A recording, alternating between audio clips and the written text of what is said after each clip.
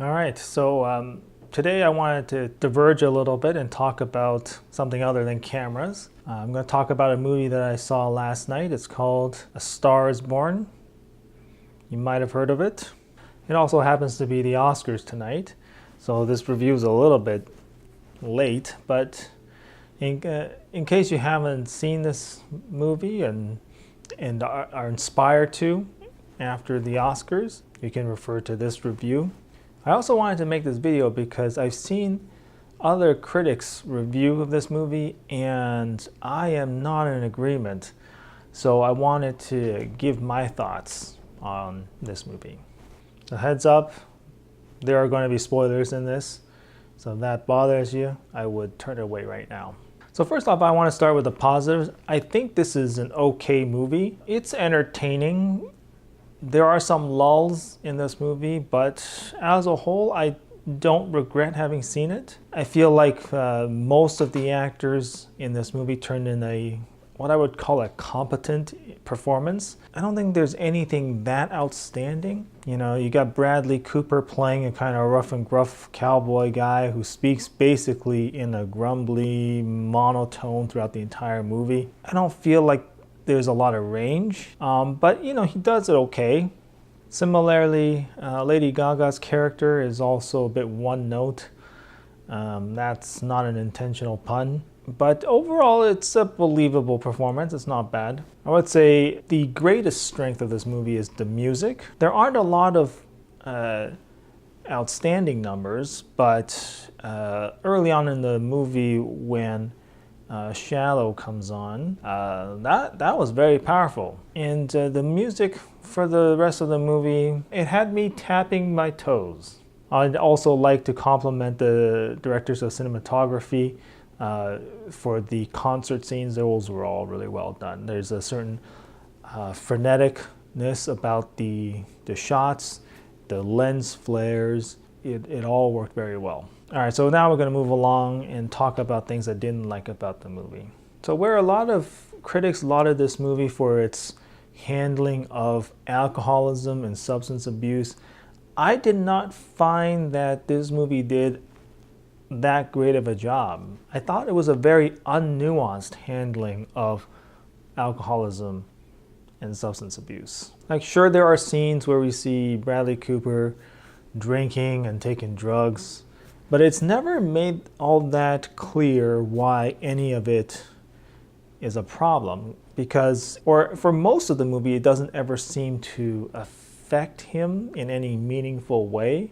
He stumbles around a little bit, maybe slurs his speech a little bit, but other than that, he manages to maintain personal relationships and is able to perform without any adverse effects. All we really see is once in a while Lady Gaga making quips about how he's drinking again or how he drinks too much, and it never really becomes more than just an annoyance, it seems like, for Lady Gaga. So where things eventually become a problem is that Grammy scene. Bradley Cooper stumbles on stage, makes a fool of himself, and then pisses his pants in front of the world. So that was like the only time where we saw the harmful effects of substance abuse and alcoholism. And all the depictions prior to that failed to show the gravity of alcoholism and substance abuse. And because of that, it actually came as a bit of a shock, right? It seemed random. You know, because here you got Bradley Cooper, who's been successful in performing at a very high level despite being blitzed out of his mind, and yet at the Grammys he acts that way. Like, I don't understand. How did it evolve to that? You know, and that's not made very clear in this movie. So moving away from that, there's another kind of odd scene that I felt also stuck out to me as being very random. So after that whole Grammy debacle and after Cooper's stint in rehab, Gaga finds a song written by Cooper, you know, that was stuck inside her songbook. And it's supposed to be this touching moment, I guess, except that was never foreshadowed in the entire movie. we never got glimpses of Cooper writing a song. I mean, if they had somehow worked those scenes in where you saw him writing lyrics, then that scene would have been much more impactful. But instead, there was none of that for the entire movie. In fact, I don't think in the entire movie prior to that point we had ever seen Bradley Cooper write music. So yeah, it just struck me as being very random, out of the blue. It's about as random as the Eagles coming in Lord of the Rings. So there's also this subplot of Lady Gaga's character getting into stardom. I thought the movie made a very intentional effort to show Gaga's artistic style change. She starts out being this very gritty country style type of singer with, she didn't wear hardly any makeup. She didn't dress in a very provocative way. And as she got more and more famous, you could tell that her style changes. She's dyeing her hair, she's wearing much more makeup, she's got these choreographed dance numbers, she's singing about ass. But the problem is the movie also makes it seem like she didn't like that. She resisted that a little bit. She got into an argument with her manager about how she cut the dancers because she didn't like that. But it's never made clear why. It's never really fleshed out because aside from the couple lines of dialogue between her and her manager, she then proceeds to perform with her dancers without any issues. So I feel like that there's a subplot there that they meant to explore, but maybe in the interest of time, it was cut. So moving on to some more general things, I felt like there were some very odd directorial choices. I felt that the editing was not done very well. There were a lot of odd, jarring cuts and scene transitions. When you watch the movie, you'll notice there's some weird cuts. There were also at least like 4 instances where 2 characters speak at the exact same time. It just seems weird to me that they would choose to include that. You see this kind of thing used in other movies where they're really trying to make it seem like a natural conversation between 2 people, and sometimes their dialogue overlaps, but it's usually done with much more intent, and usually the characters are the types that speak a lot. But Bradley Cooper's character and Lady Gaga's character, they're not big talkers. They're not like Joseph Gordon-Levitt or Zooey Deschanel types. So it just came off as weird, and it doesn't happen often enough for it to seem like a recurring theme either. So again, just a very odd choice to include those odd takes. It actually almost seems like Lady Gaga, being an inexperienced actress, will sometimes attempt to ad-lib lines, but then it overlaps with Cooper's lines, but they chose to keep that take. So yeah, I didn't particularly like that. I also found it a bit odd that this movie would choose to shy away from scenes that would allow the characters to demonstrate their range in terms of emotions. One example is a scene involving Bradley Cooper and Sam Elliott in their truck. So Sam Elliott got some praise for that scene where Bradley Cooper tells him that basically something along the lines of him loving his brother. And it's supposed to be emotional, but rather than have some kind of lingering shot on Sam Elliott in the car, instead all we see is Sam Elliott turn around and put the car in reverse. And sure, you can kind of see the expression of him being touched, but it was so fleeting, you wonder almost whether or not it was an accident or whether or not it was just cut weird. I thought that scene could have been done better. The other example is right after Bradley Cooper's character commits suicide. So there's a very kind of emotional build up to that. There's a mashup between him in his garage and Lady Gaga's concert.